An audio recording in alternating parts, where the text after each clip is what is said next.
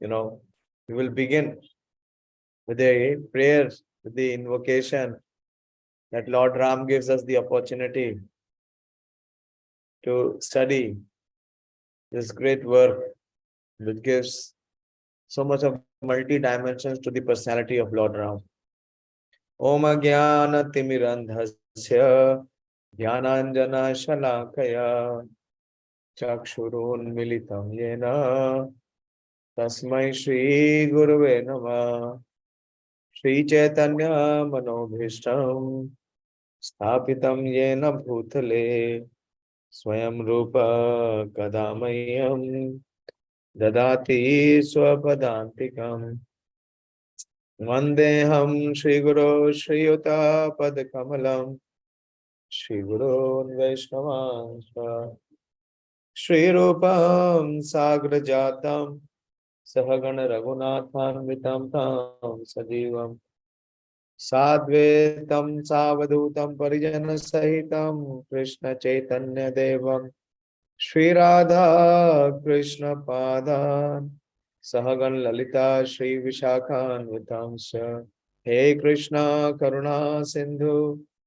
Deenabandhu Jagatpate Gopesha Gopika Kanta Radha Kanta Namostute Tapta Kanchana Gaurangi Radhe Vrindavaneshwari Vrishabhanu Sute Devi Pranamami Hariti Vansha Kalpatarubhyascha Kripa Sindhu Bhayevacha Patitanam Pavanebhyo Vaishnavebhyo Namo Namah Jai Shri Krishna Chaitanya Prabhu Nityananda Shri Advaita Gadadhar Sivasadi Gaura Bhaktivinoda Hare Krishna Krishna Krishna Hare Hare Hare Ram Ram Ram Hare Hare Namo Vishnu Padaya Krishna Presthaya Bhutale Srimate Bhakti Vedanta Swaminiti Namine Namaste Saraswate Deve Gauravani Pracharine Nirvishesha Shunyavadi Paschatya Deshikarine. So far we were trying to read Bhagavad Gita, and from Bhagavad Gita there is a shift to begin Rāmāyaṇa. But it is not something which is drastic or which is unnatural. I'll share one letter of Srila Prabhupada, one conversation, one lecture in fact. This is in October 1975 in Durban. Srila Prabhupada is speaking on 7.1, very famous verse. You'll be all amazed. This is the verse on which Srila Prabhupada has spoken the most. All of his lectures, Srila Prabhupada has quoted. Prabhupada would have given almost thousands of lectures. 7.1 Bhagavad Gita. So while Prabhupada was delivering this lecture, Prabhupada has spoken more than 30 times on this verse alone. 30 is archived. 30 is I have the archive. I don't know how many times that would not be archived. So Prabhupada says, while he was speaking on this verse, he says, if you read Valmiki Rāmāyaṇa, that is also as good as reading Bhagavad Gita. So don't think that we are going, to some other track, or we are picking up something else. No, this is Prabhupada's words. But if you read Bhagavad Gita, Prabhupada says, you understand the transcendental science very easy. There is no difference.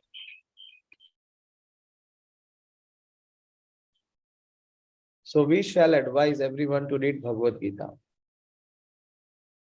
And whether you read Bhagavad Gita or you read Rāmāyaṇa or you read Srimad Bhagavatam or Chaitanya Charitamrita, there is one aspect which is common in all the literatures, all this transcendental literature.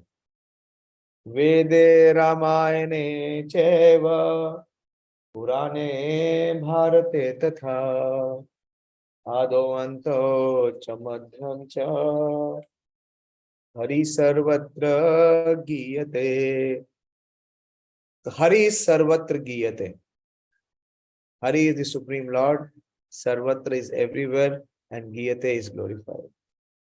So whether you pick up any of the Vedas, the four Vedas, or be it Rāma-navamī, or let it be the Amal Puran, which is Srimad Bhagavad Puran.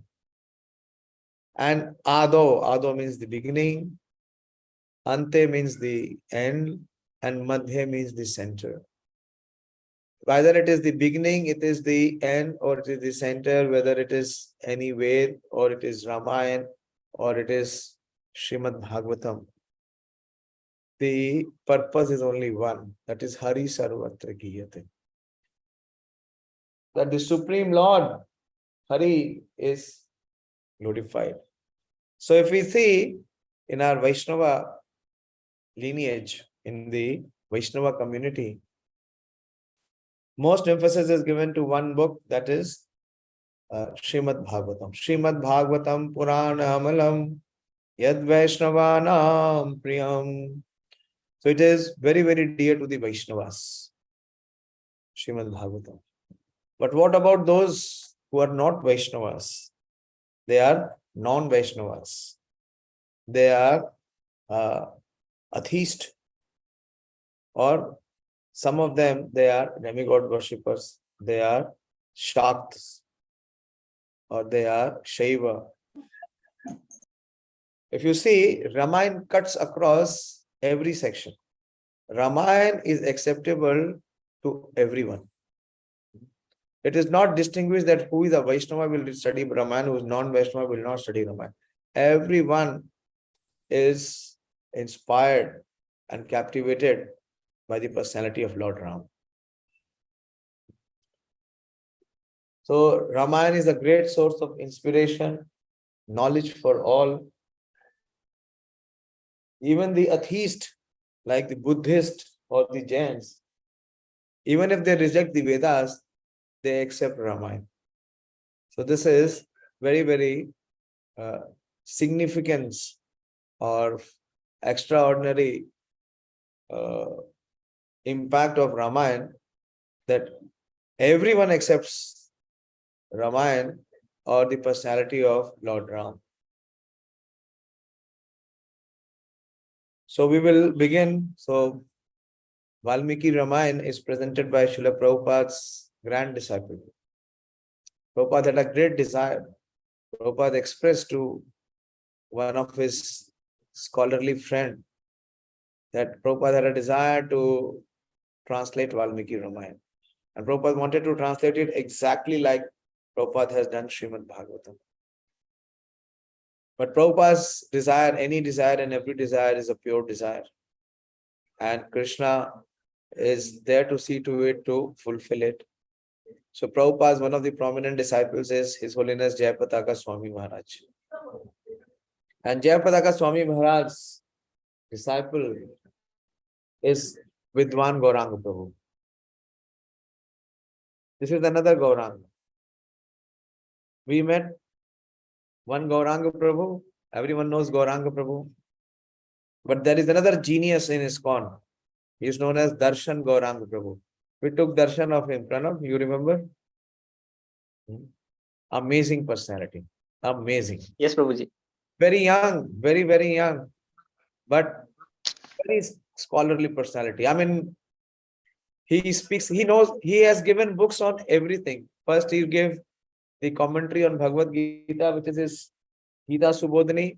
Then he gave Srimad Bhagavatam commentary, summary study, that is Bhagavad Subodhini. And then he has also given Chaitanya Charitamrita. And apart from that, he has given many, many books. He is hardly 30. Hardly 30. But there is another genius who is a disciple of Srila Jayapataka Swami Maharaj. His name is Vidwan Gauranga Prabhu. And Vidwan Gauranga Prabhu has a desire to fulfill the desire of Srila Prabhupada. So he has given the commentary on Valmiki Rāma-navamī. And it is exactly like Srila Prabhupada has given Srimad Bhagavatam.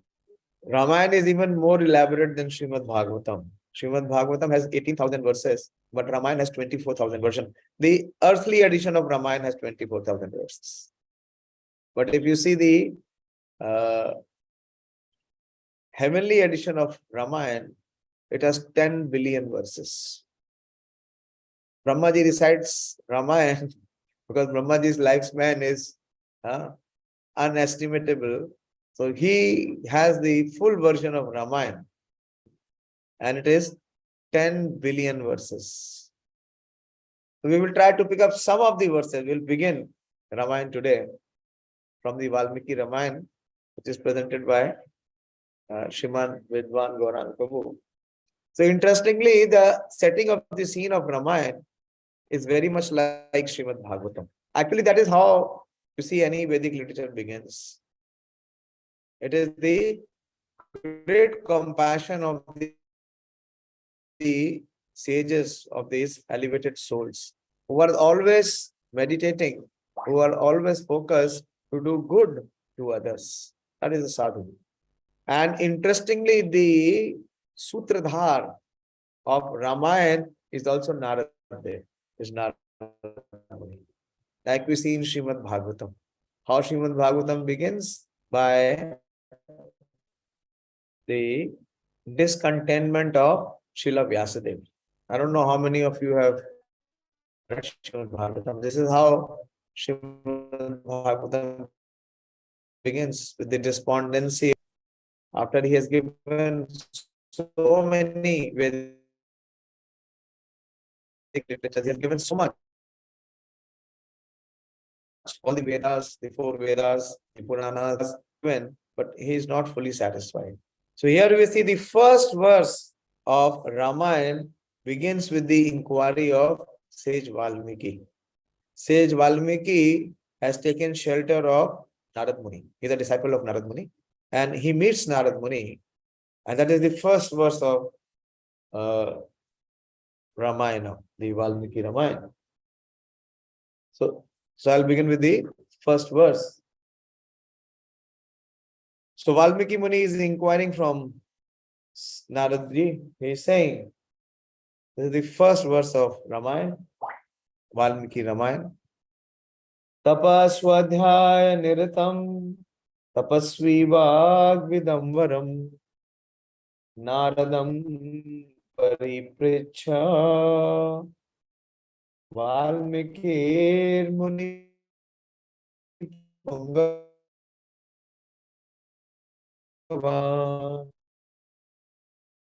So this is the question which is being raised in a genuine inquiry. Valmiki Muni. The ascetic Valmiki humbly questioned Narad, who was absorbed in austerities and Vedic studies. Is Tapa Swadhyaya Niratam. So Narad Muni is constantly in austerities such as Tapaha, and is also absorbed in Vedic studies. That is Swadhyaya. We were discussing Swadhyaya. Niratam means constant. So what is the question? What is the inquiry which Valmiki Muni asked?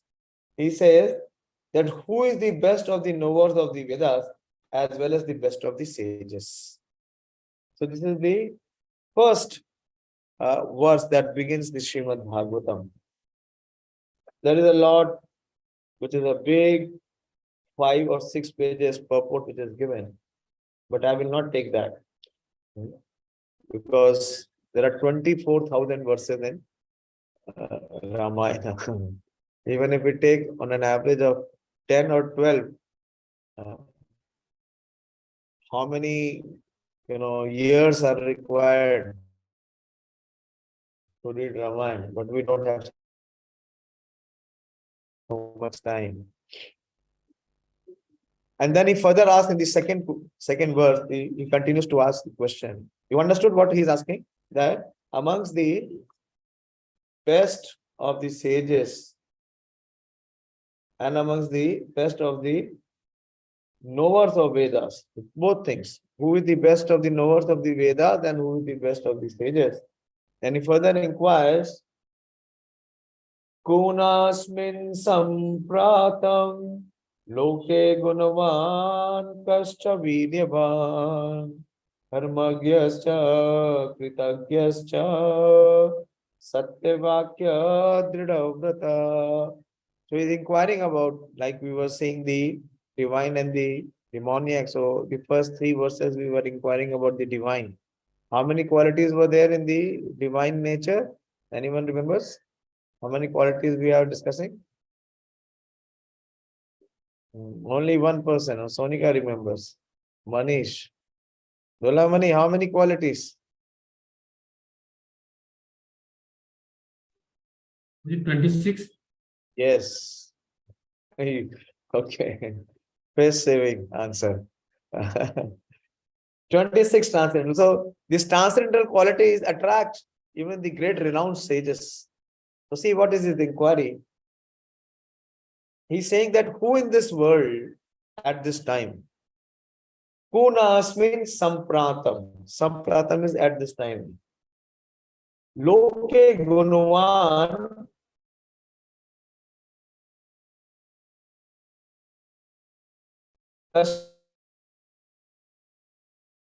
Viryavan. The quality Viryavan is very powerful also. So who in this world at this time possesses all auspicious qualities? Who is powerful?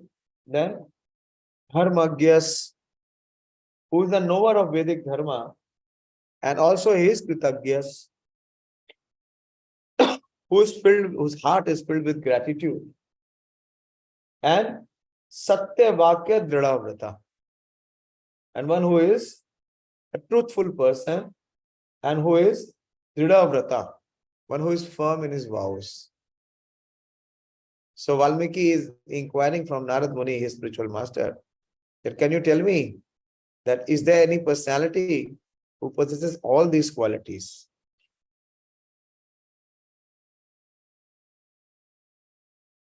So who in this world at that time possesses all auspicious qualities? For authorities have used the word Gunavan to refer a person possessing auspicious qualities.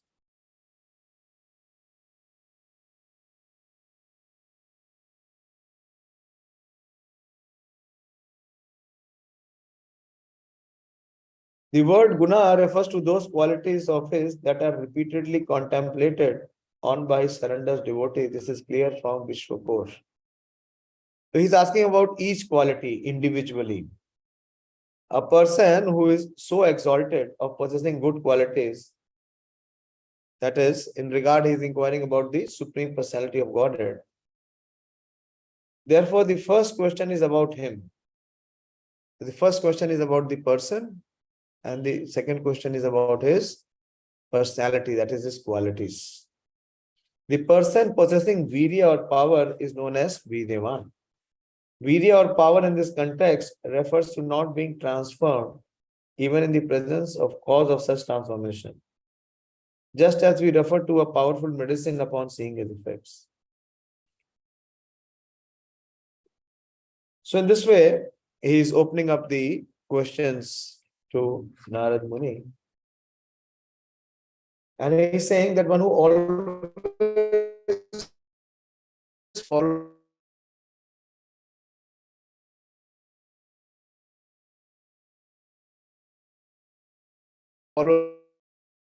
the Vedic customs. And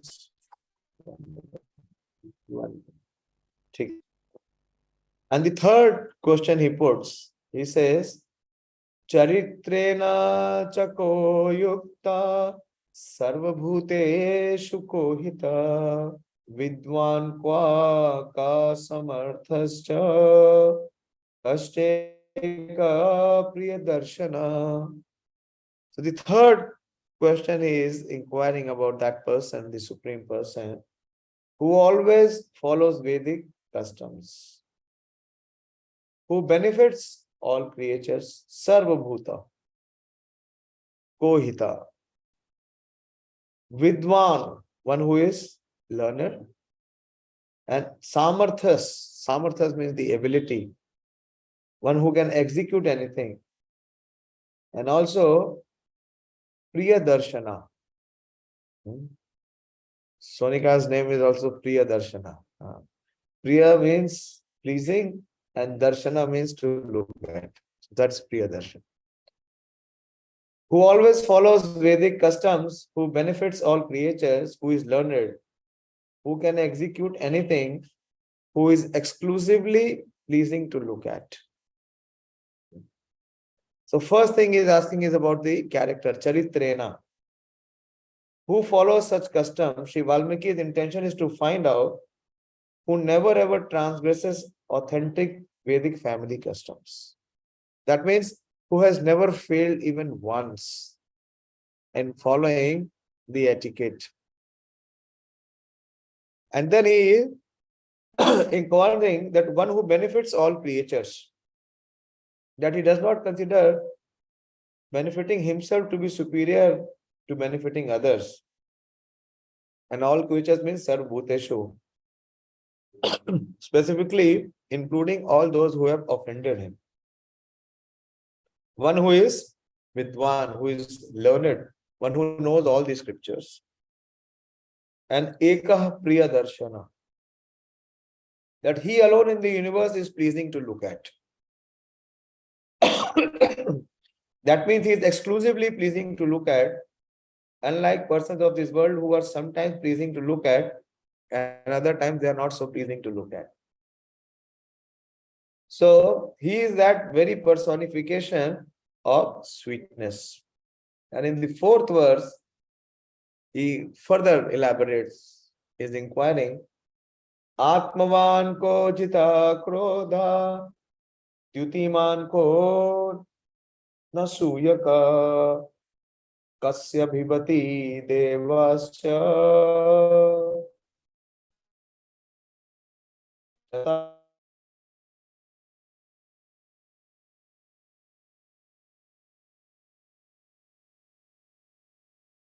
Jataroshaya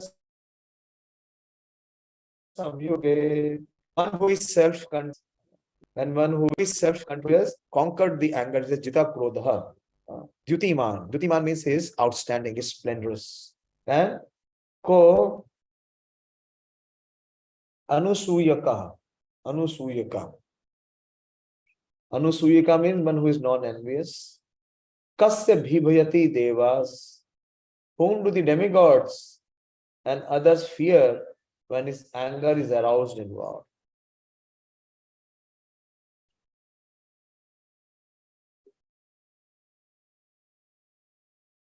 So in this way, this is how the inquiry is being made by Valmiki.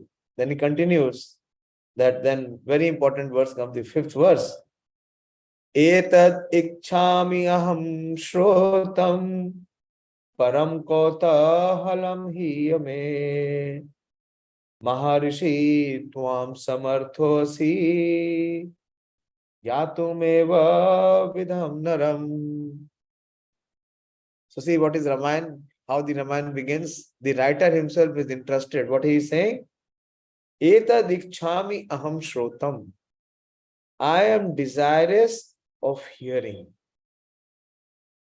Whether we hear, whether we speak Bhagavad Gita or we speak Bhagavatam or Chaitanya Charitamrita or even Rāmāyaṇa, the very important aspect of study of Vedic literature begins by hearing.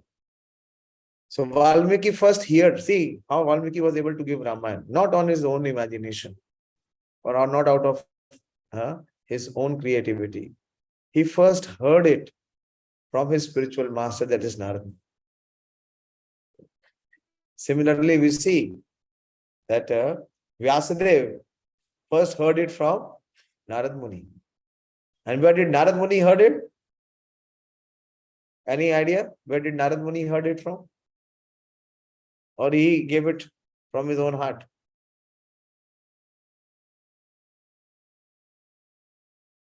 Yes,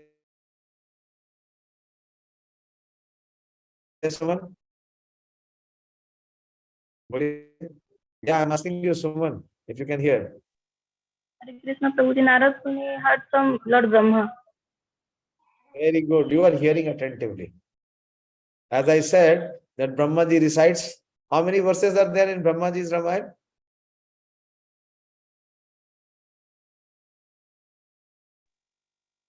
Prabhuji, 10 billion. 10 billion. Yes, Kana is also participating. 10 billion. So Brahmaji is eternally reciting Ramayana and Narada is hearing from him. And this is the spirit of the disciplic succession that one is always keen to hear. And here Valmiki is expressing his heart. He's saying, Etad ikchhami aham shrotam param kota halam ihime. That I am desirous of hearing about this, but I am greatly curious. And oh great sage, Narada, you are capable of knowing such a person.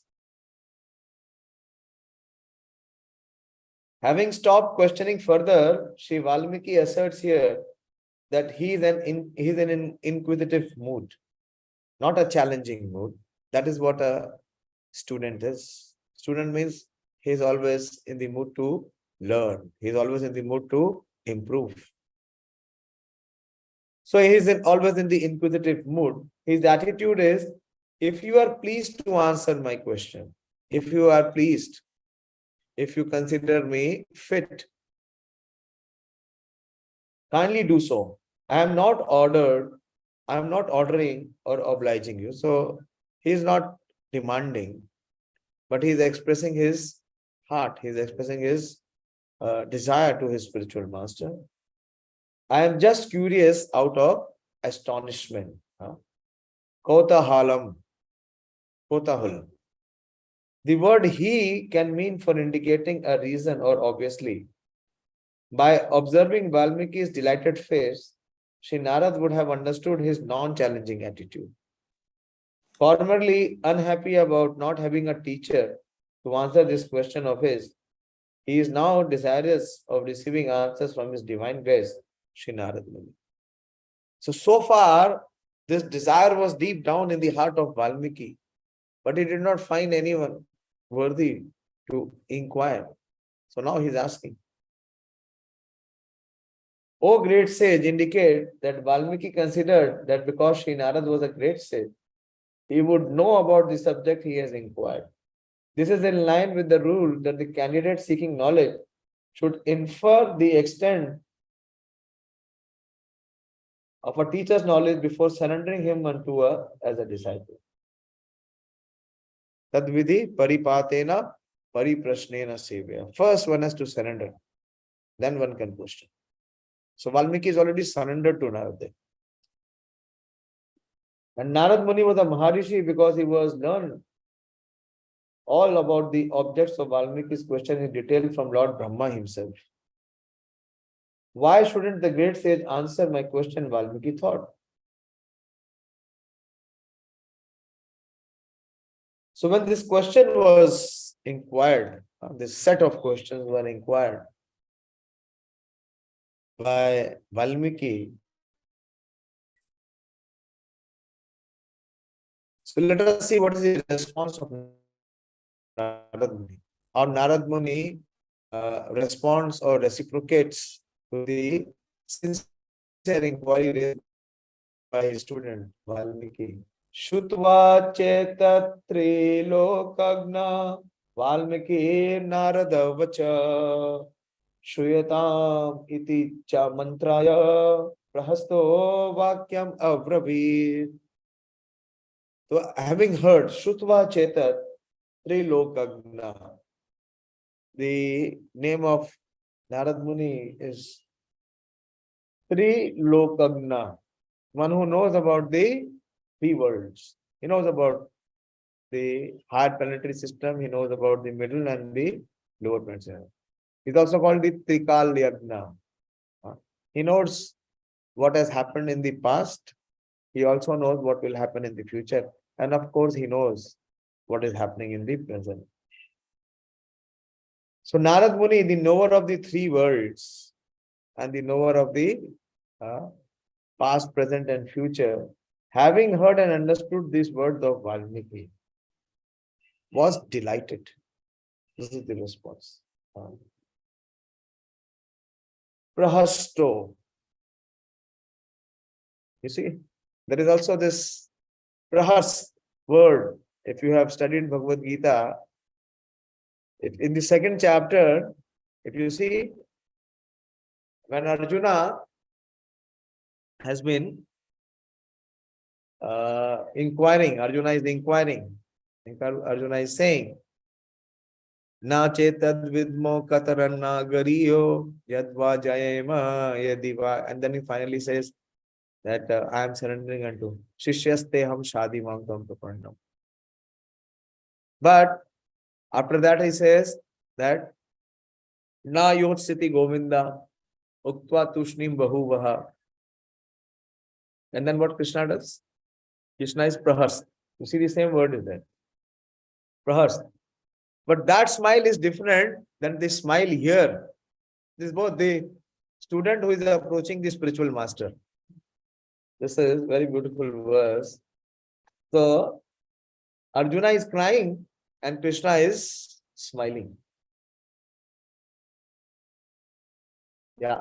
Verse number 10, 2.10. Manish or someone else, Manish is writing. Kana, you pull up 2.10. Tamuvacha Rishikesha Prahasaneva Bharata. So there also Krishna is smiling. But why Krishna is smiling? Krishna is smiling at the foolishness of Arjuna. That he has already surrendered to me. He has already accepted me as his spiritual master. And still he is deciding. He is taking the decision that I shall not fight. But here, the smile which is coming from Narad Dev is very different. Let us see what is the intent behind his smile.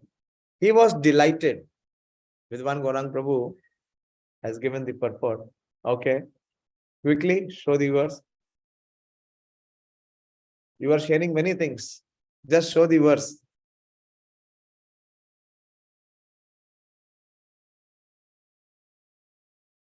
Okay, leave it. Let's not waste time. There is so much to cover and very less time. So just here, leave it.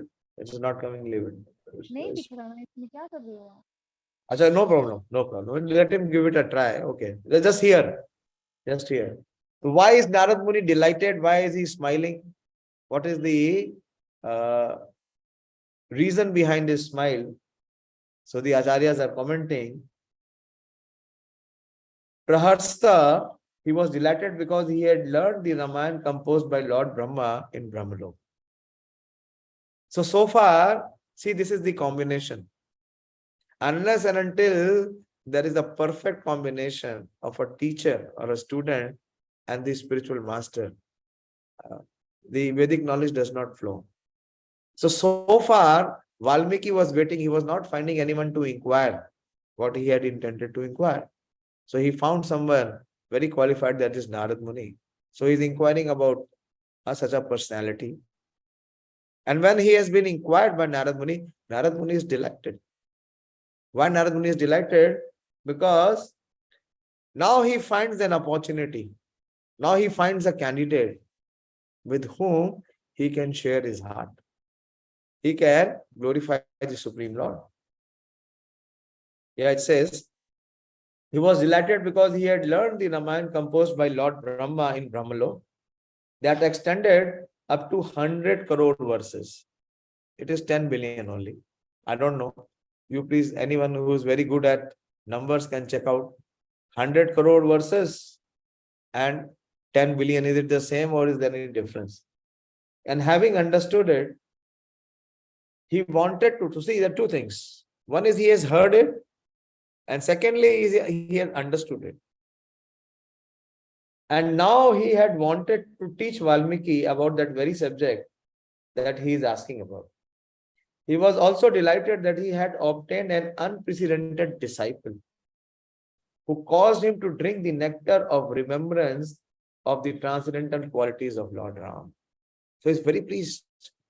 Now he has the opportunity. Finally, now he has someone who is receptive to hear.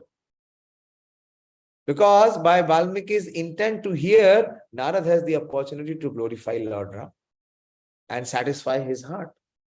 Therefore, he became overcome by ecstasy and explicitly said, listen to draw Valmiki's attention. Now, Bahava Durlabhascheva Ye Tvaya Kirtita Gune Mune Vakshyami Aham Buddhva Tairyukta Shrutayatmada. O sage, having understood the several qualities described by you, another quality that are certainly impossible to be attained, I shall describe a person endowed with them. Please listen. See how similar it is to Bhagavad Gita. How does 7th chapter begins? Touch to know. Same. Touch to know. See, this is Acharya. Srila Prabhupada is saying there is no difference between studying Bhagavad Gita and studying Ramayana. A clear parallel is being seen. So, having heard the question or the inquiry, what Narad Dev is saying, having understood the several qualities described by you. So, on what all qualities which were being inquired by Muni, by Valmiki Muni. And he says, the other qualities that are endowed with them, please listen.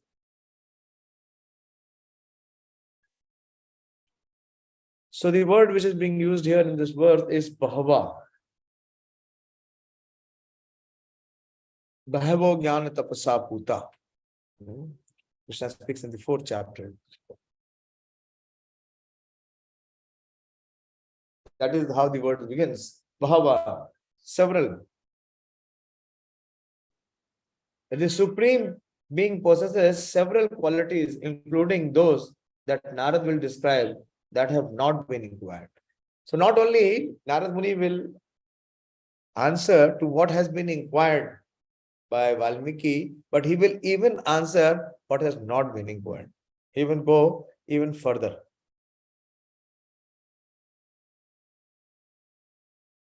That Narad will describe that have not been inquired by Valmiki. Each quality is also unbounded in depth. That each transcendental quality of the Supreme Personality of Godhead is unbounded in depth is indicated in the Shruti. The Supreme Brahman is he about whom words cease to describe. So words cannot describe. And whom the mind cannot reach. One who realizes the bliss of the Supreme Brahman has no fear whatsoever. Taittiriya Upanishad. Yato vacha nivartante aprapya manasa saha anandam brahmano vedvan nabhibhati kutaschana. Very beautiful. Try to put little attention. Very simple. You will understand this Sanskrit. Yato vacha nivartante, where the words fail to describe. Vacha, these are the words.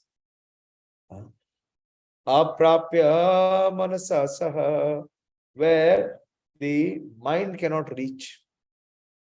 Anandam brahmano vedvan, and he is that supreme bliss, the supreme Brahman, who is all cognizable. Yeah, Vidwan. Nabhibhati kutaschana, and one who has no fear, or remembering him frees everyone from fear. That is the Supreme. It is explained in the Taittiriya Upanishad. Very beautiful. This mantra is about the bliss of the Supreme Lord, which is so extensive, thought cannot reach it. And one who realizes it has no more fear. This is an indication that such is the case with other features and qualities of the Supreme Lord. So this is being discussed. So Narad Muni is very jubilant. He is very satisfied with the inquiry of his disciple Valmiki. So Valmiki asked those questions about the Lord prowess and other qualities. Both of them experienced abundant bliss. Both. the inquirer and the speaker, they are both in bliss. They are both appreciating and acknowledging each other. So the student is thinking that there is no one else than my teacher who can enlighten me or enliven me. And the teacher is thinking, here is a qualified student whom I can elevate, whom I can inundate with the bliss that I am experiencing.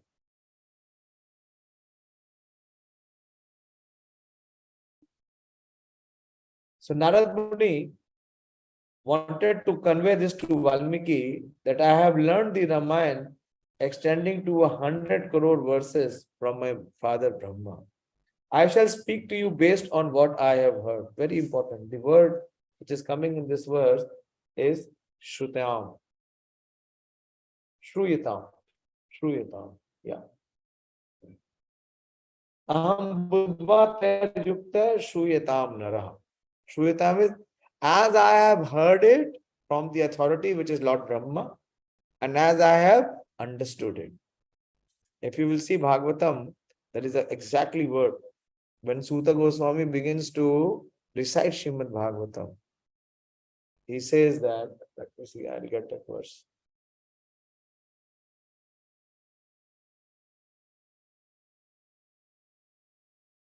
So he says, as I have heard and as I have assimilated in my heart, similarly I am presenting to you. There were 88,000 sages which were assembled at the Naimisharanya. So same here, this is the principle. The principle is one, that as we have heard it from the parampara, from the spiritual authorities, from the spiritual master, and to the extent we have assimilated in our heart, that is all what we can contribute. So he's saying, I shall speak to you based on what I have learned, this understanding of this data. And then he speaks about the personality. Ikshvaku vamshe Prabhu Rāma-navamī Shruta Niyatatma Mahaviryo Yutiman Dhritiman Vasi. So he reveals who is the personality. He says, born in the dynasty of Ikshvaku. Ikshvaku Vamsa Prabhavo. Prabhava means to take birth. Aham Sarvasya Prabhava. I am the origin. From me comes everything. So where is that personality coming from? He's coming in the Vamsha. Which Vamsha? Ikshvaku Vamsha. Rāma-navamī Shruta. And he is known to the people by the name Rama, Lord Ram. Is Niyatatma. Niyatatma means that he is untransformed. There is no change. He is eternal. He is the eternal supreme. Then Mahaviryo. Great strength. He has Dyutiman. Dyutiman is outstanding, splendorous, and Dhritiman Vasi. He is blissful and he is controller of all. He reveals that the qualities of the absolute truth described in the Upanishads are found in Lord Ram. Lord Vishnu, who has descended as Ram, is the supreme. Truth to be known, understood, and realized from the Upanishad. This is the purport of the verses beginning from this text to the end of the chapter. Text 8 to 18 constitute a single Sanskrit sentence. Ikshvaku is the oldest son of Vaivashvat Manu. While there were great families such as the Janaka, why did the Supreme Personality of Godhead appear in Ikshvaku dynasty? So this question is being raised by the Acharyas. The answer is well known from the Puranas that recounts Ikshvaku's history. Ikshvaku worshipped Lord Hari for a long time and attained the special deity of Lord Ranganath. Remember, we went to the darshan of Lord Ranganath. So, you know Ranganath, that we saw in Sri Rangam. Where does that deity originate from? It comes from King Ikshvaku. He was worshipped by the great king Ikshvaku, in whose lineage Lord Ram appeared. Therefore, the Lord became partial to him and so descended in his dynasty. See what Krishna says in Bhagavad Gita. Anyone knows this verse? Therefore, the Lord became partial to him and descended in his dynasty. That is the most confidential knowledge, that Krishna is partial to his devotees. Where does he say that? In the 9th chapter, he speaks about it. And that is the most confidential knowledge. No one, so many times we have discussed 9th chapter. Which verse is that? At the face of it, even scholars cannot make out, because it talks about equanimity. It talks about equality. It does not talk about partiality. But Acharya, Srila Prabhupada and Srila Vishwanath Chakravarti Thakur, they have revealed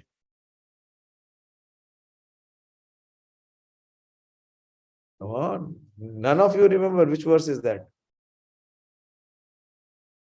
Samoham sarva bhuteshu name dvesho asti na priya ye bhajanti tumam bhaktya mai cheteshu chapyaham. So, but Samoham sarva bhuteshu, I am equal to all. Name dvesho asti, I do not envy anyone. Na priya, nor do I consider anyone dear. But that is for whom? That is for Paramatma. Paramatma is there in the heart of everyone, and he is Samoham sarva bhuteshu. But next line Krishna says, Ye bhajanti to mam bhaktya. Kana, why you are taking so much of time? You should have shown the verse so far. Ye bhajanti to mam bhaktya. But in the next line, Krishna is saying that I am not Paramatma. I am the personal form. I am the most reciprocative form. Ye bhajanti to mam bhaktya. Mai cheteshu chapiham. He is in me and I am in him. Anyway, so this is the answer to Sri Valmiki's question. Who in this world at this time possesses all auspicious quality? And who is that personality? That personality is Lord Ram. Ramante yogino anante satyanande chidatmani iti Rama padenashu param brahma abhidhiyate. This is coming from Srimad Bhagavatam. The Supreme Absolute Truth is called Ram. Ramante yogino anante satyananda chidatmani. Because the transcendentalists, not ordinary people. Yogino, Ramante. Ramante means where the topmost yogis take pleasure. And what kind of pleasure? Anante satyananda chidatmani. The transcendentalists take pleasure in the unlimited true pleasure of the spiritual existence. So Sri Narada first of all describes the features that describe his constitutional nature. From the portion of the text beginning, Niyatatmaha. Niyatatma means one whose nature does not change. One who is untransformed. This is also the Supreme Soul does not decay due to old age or does not die or being killed. And he is Mahavirya. He possesses inconceivable and multifarious potencies, which he learned from Shveta. This verse you should be all knowing. Which is this verse? It talks about the multifarious potencies of the Supreme Lord. Hundreds of times we have discussed that verse. Again quoted by Srila Prabhupada so many times.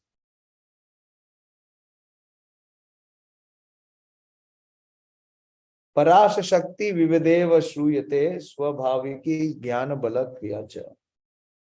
From the Vedas, we hear how the Supreme Lord possesses multifarious energies, the potencies of knowledge, strength, and action, each of which acts autonomously. And then he is Dyutiman, that he is naturally, he is self-revealing. His form is that of consciousness. He is Vigyan Ghana and he is Pragyan Ghana. He is Dyutiman, means one who possesses unbounded bliss. And his Vasi indicates that the entire universe is under his control. He is the master of everyone. This is stated in Shruti 2. Sarvasya Vasi Sarva Shneyanaha. He is the controller of everyone. He is the Lord of everyone. Then he continues. Buddhiman Nitiman Vagmi Shriman Shatro Nirbhana Vipulamso Mahabahu Ambu Grivo Mahahanu. He is Buddhiman. He is all knowledgeable. He is omniscient. Not only he is Buddhiman, he is Nitiman. What is Nitiman? Nitiman means his dealings are always perfect. How is it perfect? Because it is according in line with the Shastras. He is omniscient. His dealings are strictly in line with the teachings of the Vedas. He is the propagator of Vedic teachings.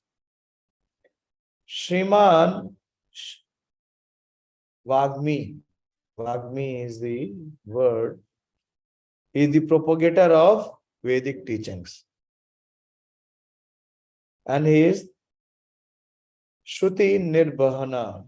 He is the destroyer who, for those who obstruct his mission. His shoulders are elevated. Mahabahu. Krishna tells Arjuna also that he is Mahabahu. Which verse? Which verse Krishna tells Arjuna that he is Mahabahu?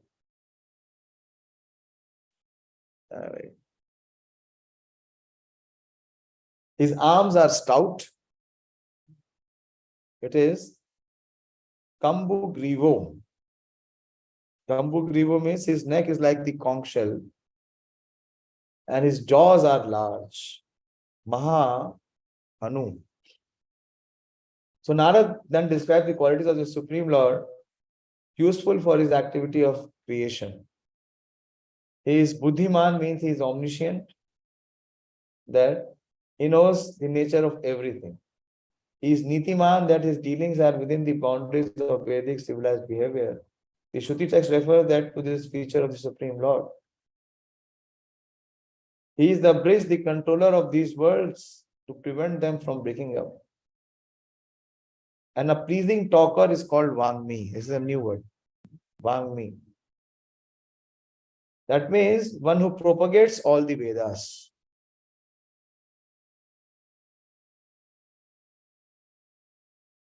So in this way, Narad Muni is continuing to describe in many, many verses. He says, Maharaksho Maheshvasho Gura Jatrur Arindama Ajanubahu Sushira Sulatata Suvikrama. He has broad chest. Maha Urashkaha, broad chest. Maha Ishvashaha, he is a great archer.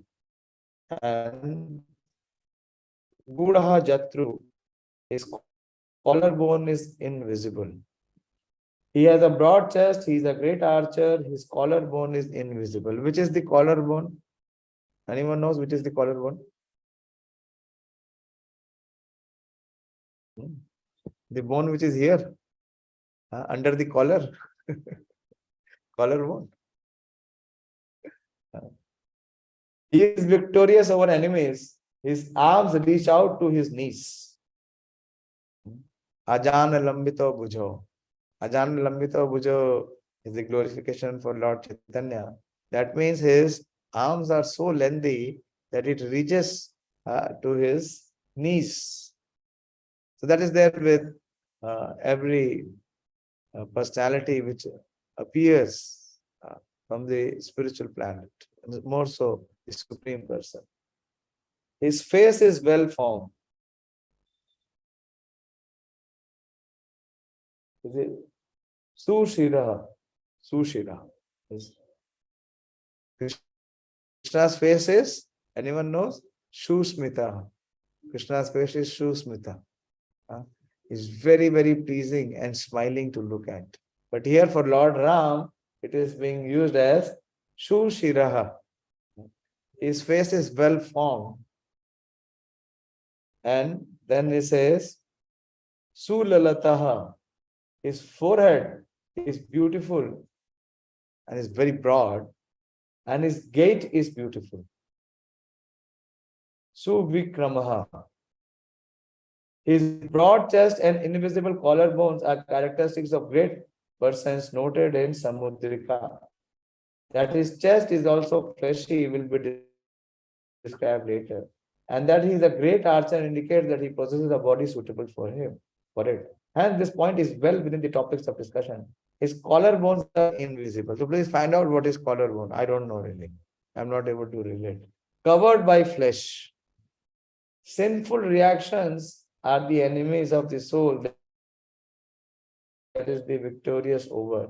He is noted in the Shruti. This indicates that his body is not caused by sinful reaction, that is karmic reaction. It is simply revealed to us by his mercy as described by the Smriti. Therefore, this description is not at all out of place.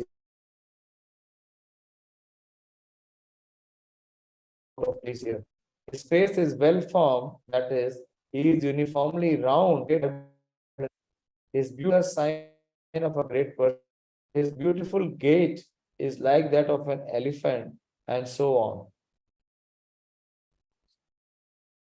So the author says that there is abundant scriptural evidence that the body of the Supreme Personality of Godhead is absolutely spiritual, not formed due to karmic reaction. In this commentary to Srimad Bhagavatam, Srila Vishnu Chakravarti Thakur cites many important verses from various Vedic scriptures that clearly establishes the absolute eternal nature of the Supreme Personality's Godhead form.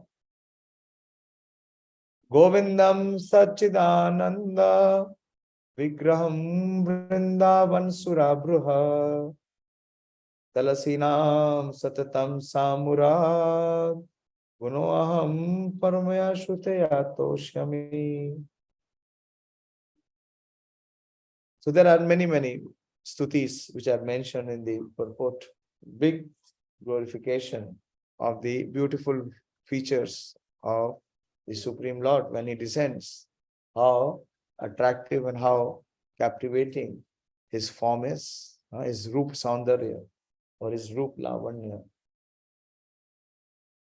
Then in the next verse, Narad Muni says, Sama Sama Vibhaktanga Snigdha Varna Pratapavan Pinavaksha Vishalaksho Lakshmivan Shubhalakshana. Very beautiful. Sama Vibhaktanga. Sama means that he is neither too tall, neither too short. And Sama Vibhakta Anga, that is, the parts of his body such as his hands and feet are equally sized. There is perfection in everything. He is neither too tall nor too short. The parts of his body such as his hands and feet are equally sized. And Varna means his complexion or his color. His complexion is moist. Varna Pratapvan. He is splendorous. Being a Vaksha. Vaksha means the chest. Vaksha Sthala. When we apply the tilak, they were asking in the interview, the 12th tilak that you apply. What is the tilak that you apply in the Vaksha Sthala? What is the name that you recite when you apply the tilak at Vaksha Sthala? Prabhuji, what is the Vakshasthala? Vakshasthala is the chest. On the Vakshasthala of the Supreme Lord, Lakshmi Devi resides. There is also the cost of jewel. Okay, yes. Yes, Kara. Prabhuji, Om Madhavaya Namah. Okay. Madhavaya Namah. Madhavaya Namah. Because the Lakshmi Devi, she is the goddess of fortune. And where does she reside? She resides on the Vakshasthala of Madhava. So at the Vakshasthala it is Om Madhavaya Namah. His chest is fleshy. Pina Vakshaha. His eyes are long. Vishalakshaha. Very beautiful. Very, very beautiful.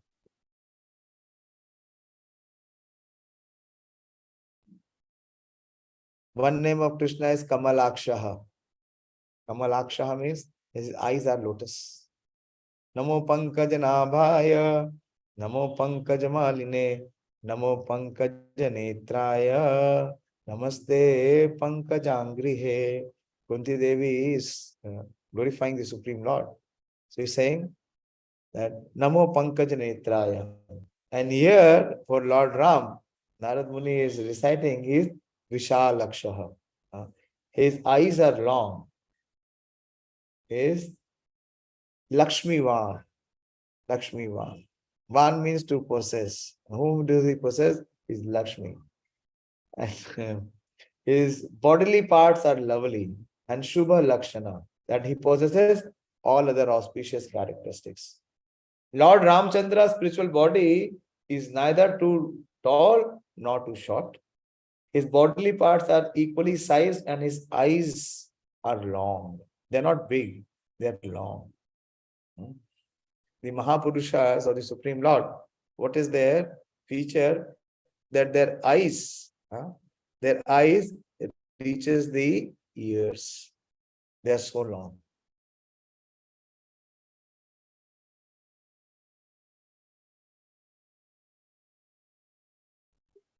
These are further characteristics of a great soul as noted in the Samudrika. A moist complexion is also indicative of a great soul as noted by Varuruchi. So these are the Vedic references. That he is splendorous means that he possesses all splendor. What does Krishna say about splendor in the 10th chapter? Yad yad vibhuti mat sattvam Srimat urjatam eva tat tat eva vigachatvam mam eko amsha shambhava. So everything that you see in this world which is splendorous is nothing but a spark of my splendor. Mam eko amsha shambhava. So the Supreme Lord, he is splendorous means that he possesses all splendor. So he is the reservoir of all splendor. Anyone who exhibits even a spark of his splendor becomes glorified in this world.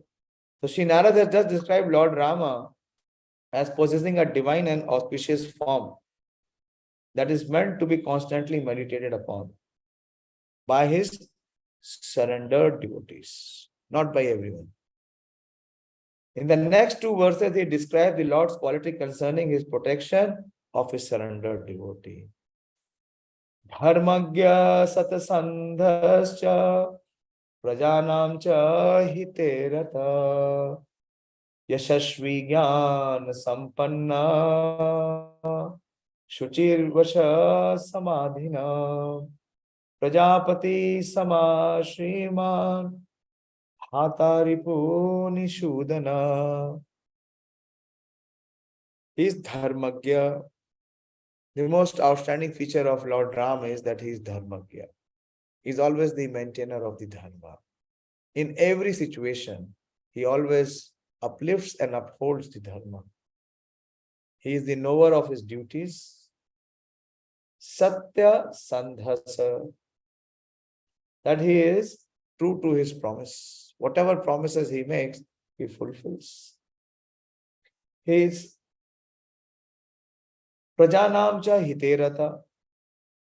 He is absorbed in benefiting the living creatures. Yashashvi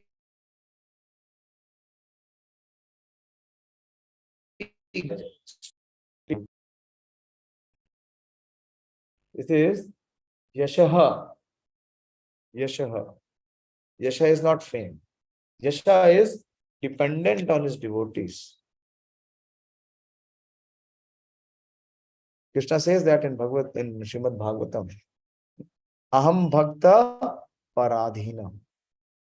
The Swarat, who is Abhigna Chartheshu Swarat, who is the independent controller and creator of this entire creation. He says that I am controlled by my devotees. And here for Lord Ram, it is being said, it is Yashaha, who is dependent on his devotees. How? He is Samadhinam. Samadhi, you understand, no? One who is fixed in a absorption or in a particular goal or focus. So what is that Samadhina? Absorbed in the thought of protecting his surrendered devotee. So he is dependent on his surrendered devotees and absorbed in thoughts of protecting them.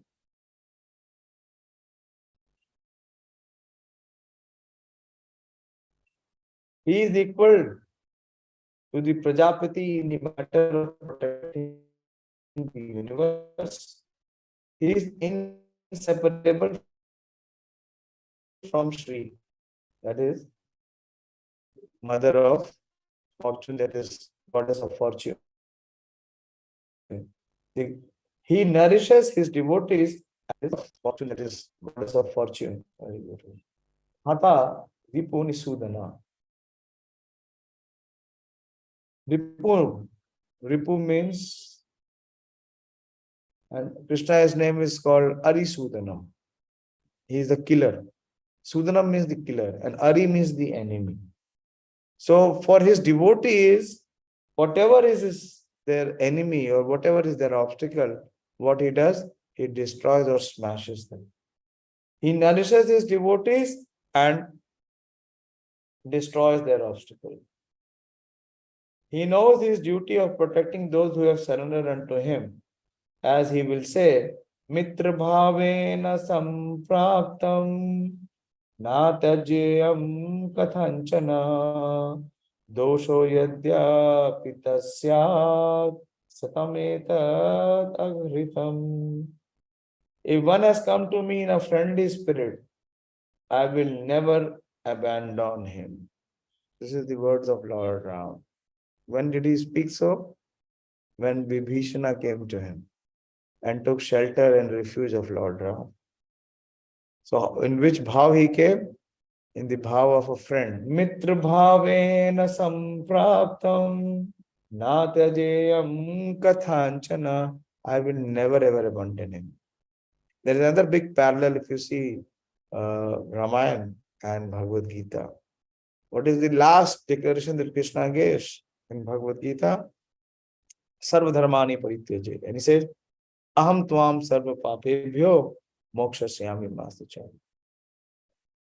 And similarly is what Lord Ram is speaking. He's saying that na tajeyam kathanchana. I will never ever abandon him. Dosho yadyapi tasya. Even if he has some defects. Why? Tasya sat sakam etat agritam. This is honored by civilized man. This is what Sakradeva prapannoyas tavasmiti sayachate abhayam sarvada tasmai dadami etadvritam mama. This is a bold declaration which Lord Ram gives. He says, Sarvam etadvritam. No.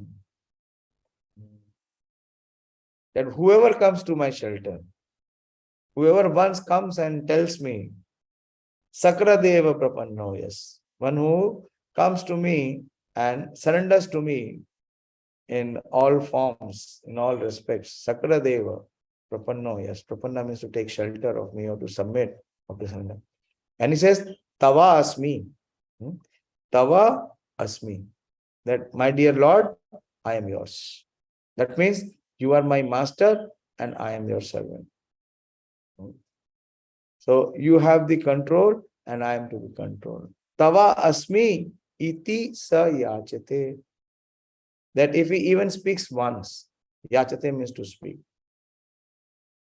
So what the Lord says, Abhyam sarvadatasmai, I will invoke fearlessness in him always.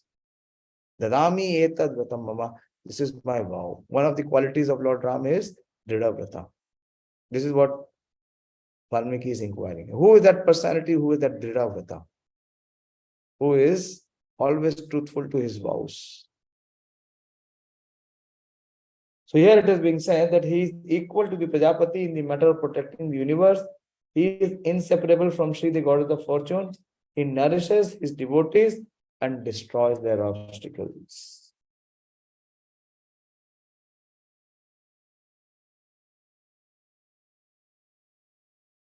Then comes a very beautiful verse, one of the very inspirational verse. How he protects? Rakshati jivalokasya dharmasya parirakshita rakshita swasya dharmasya swajanasya cha rakshita. Please memorize this. Please memorize this verse. And every day, whenever you remember Lord Ram, recite this. Very beautiful. Rakshita jivalokasya. What is the Lord Ram's special prerogative? That Rakshitaha, he is the protector. Of whom? Jiva. Of all the living entities in all the lokasya. And dharmasya parirakshita. And he is the complete protector of dharma in every situation. Then he is Rakshita Swa Asya Dharmasya. And he is also the protector of his duties. Yeah, he is the protector of his duties. And very important, Swajanasya Cha Rakshita. Swajan. What is this Swajan? His devotees. Cha Rakshita. He is the protector, he is a special protector of his devotees too. If you recite this mantra lovingly, feelingly, there will never be any fear in your heart because Lord Ram is there and he is there to protect us. How he protects us? He forces us to follow dharma. To the extent we follow dharma, we are protected. In this world, an emperor only endeavors to protect and benefit his own people. But Lord Ramchandra is not like that. Rather, he protects and benefits all living creatures. In that case, would he make an arrangement for the sinful to become happy? Yes, but only in the following manner. What is that following manner? He is the complete protector of Vedic Dharma. And he established the entirety of Dharma through his behavior achar and propaganda prachar. He treats those who transgress scriptural injunction and makes them sinless. He is the protector of his own duty. His own duty is to protect his surrendered devotees. This is his special duty and he takes special care to fulfill it. He is the overall protector of the entire system of Varnashram Dharma. And he personally protects his own Kshatriya Dharma. How? By carrying out it perfectly. This is significant because in this world, people slip when it comes to carrying out one's Swadharma.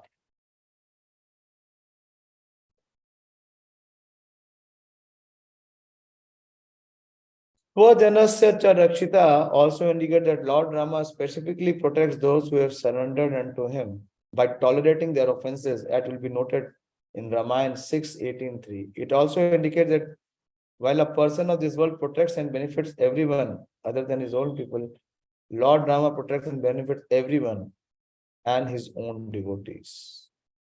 Swajanasya cha Rakshita expounds the purpose for which he descends from the spiritual world. Swajanasya can also refer to all living entities. And Rakshita Swasya Dharmasya means that he carries out his ashram dharma by marrying Sita Devi. Swasya Dharmasya can also refer to his nature of being the supreme being. And so Rakshita Swasya Dharmasya indicates that he maintains his position of supremacy by breaking Lord Shiva's vow. So many explanations are being given.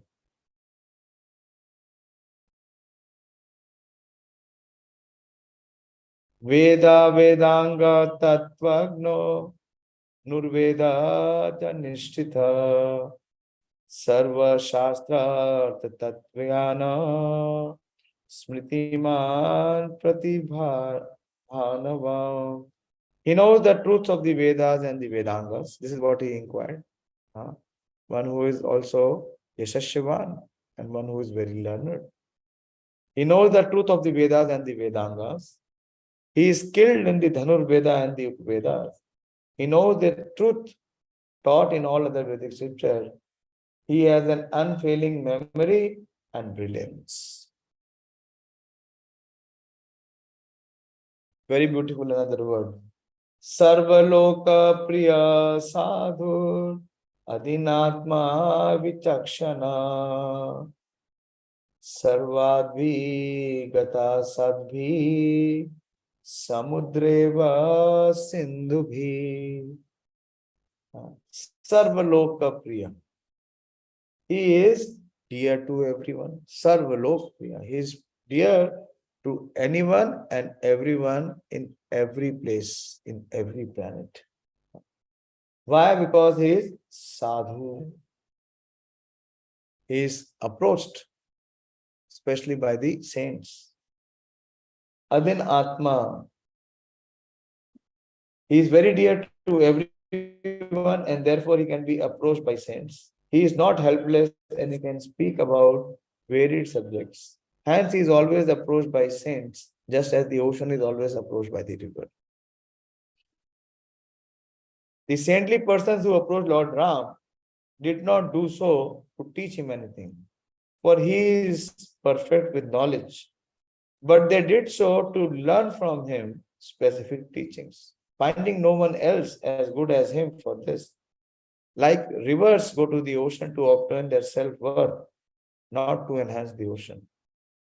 Lord Rama's feature of accessibility, Saulabhya, is the cause of saints surrounding him. Srila Narad elaborates of this feature of Lord Ram in the next verse.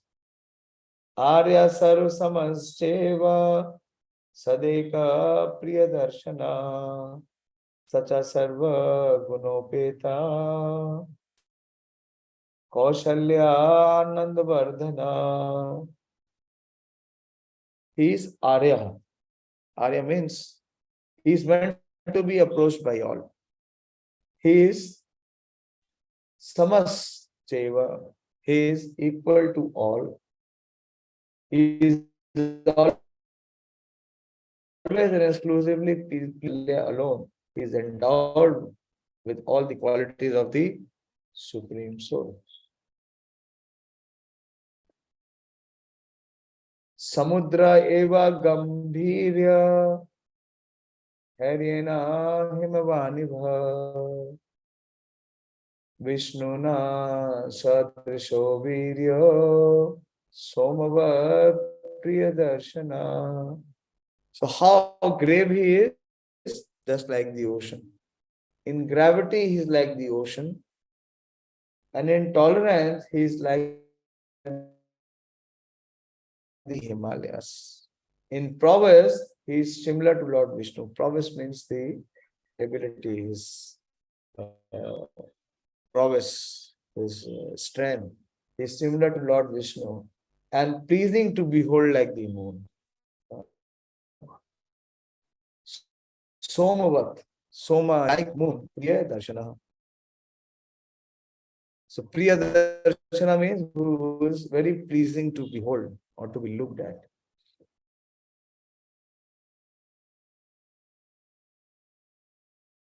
Kahalagni sadrisha krodhe Shamaya prithvi sama Anadena samastyage Satya dharma ivapara.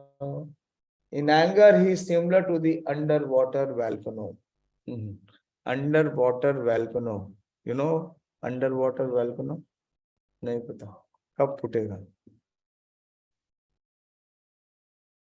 He is equal to earth in forgiveness. He is equal to earth. He is equal to Kuvera in charity.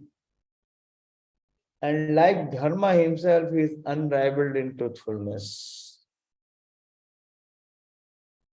Tameva guna sampannam Ramam satya parakramam Jeshtam Shrestha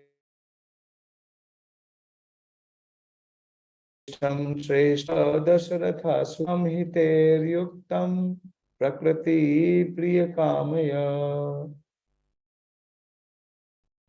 Yovarajena Samyuktam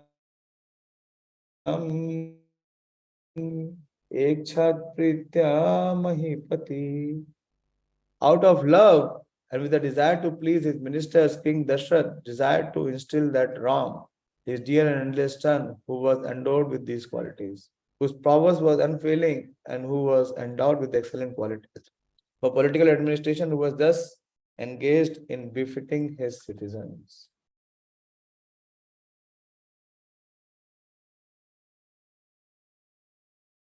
So these are the qualities, the transcendental qualities of Lord Ram. This is how Ramayana begins, by the questions of sage Valmiki, and is inquiring from the great spiritual master, one who possesses all the potency to bestow bhakti to anyone and everyone. I'll stop here. To some extent, we opened up. I really don't know what will happen tomorrow. If I get opportunity, so you convene the class. If I get opportunity and if I join, I will let you know. And we will continue from where we are. First 2-3 classes I will take on the setting the scene. That's what Prabhupada says. And how Ramayana has come. And one class I will also start to speak a little about Valmiki, great sage Valmiki, who has a past. Every sage who is a sage now, he has a past. But he should not be looked into what he did in the past. He should be accepted at what he is doing present. So we will speak about Valmiki also, and how. So from being an inquirer, a hearer, how he became a writer. That is also very interesting.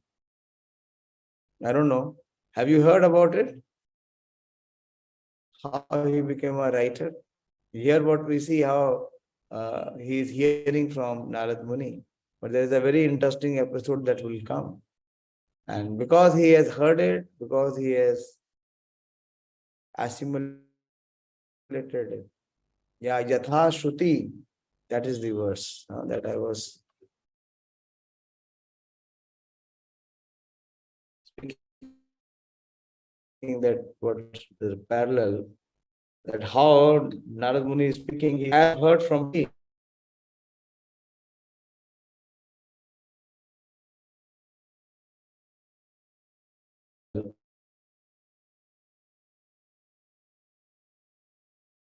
Similarly, I will what.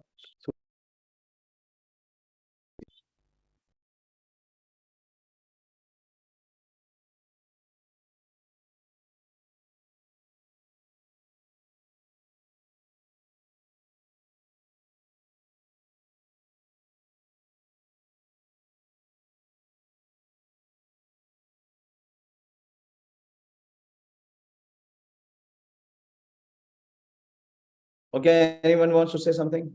Any question or any contribution?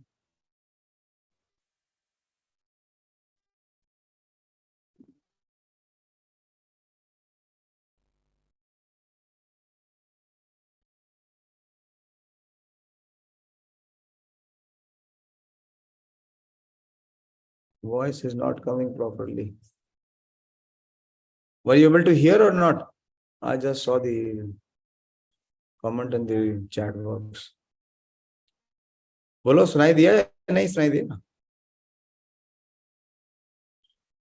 Yes, so it was clear, but in between little bit disturbances was there. Okay, so we'll stop here. Thank you very much.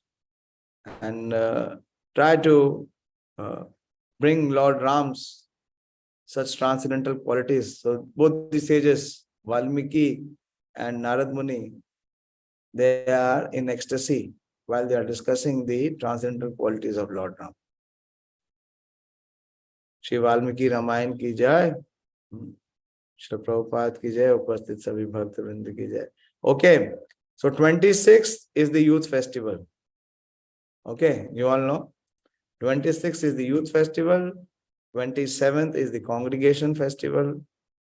28th is the patrons and donors festival. 29th, all of you have to come. Because that will be the Kirtan Mela. And that Kirtan Mela is star-studded. The who's who of ISKCON. Loknath Swami Maharaj will perform. Indudum Swami Maharaj will perform. B.B. Govind Swami Maharaj will perform. Niranjan Swami Maharaj will perform. His Holiness Gopal Krishna Goswami Maharaj has also desired to perform. And Prabhupada's very famous disciple, singer, His Grace Vyasaki Prabhu will perform. Hardly any opportunity for anyone else.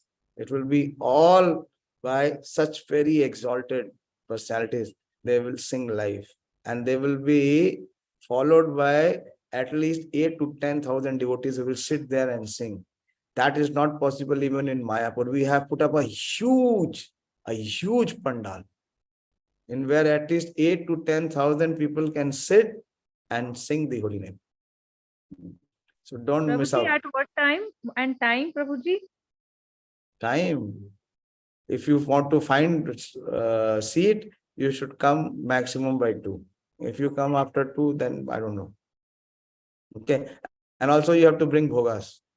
That day we are offering 5,100 bhogas to Radha Parsati. Okay. So thank you very much. So I am absorbed now. My time, energy and attention is all towards services which I have here. But I have a desire, a strong desire, and if you all, cooperate, then we can still in the midst of all of it, we can hear Ramayana. Thank you very much.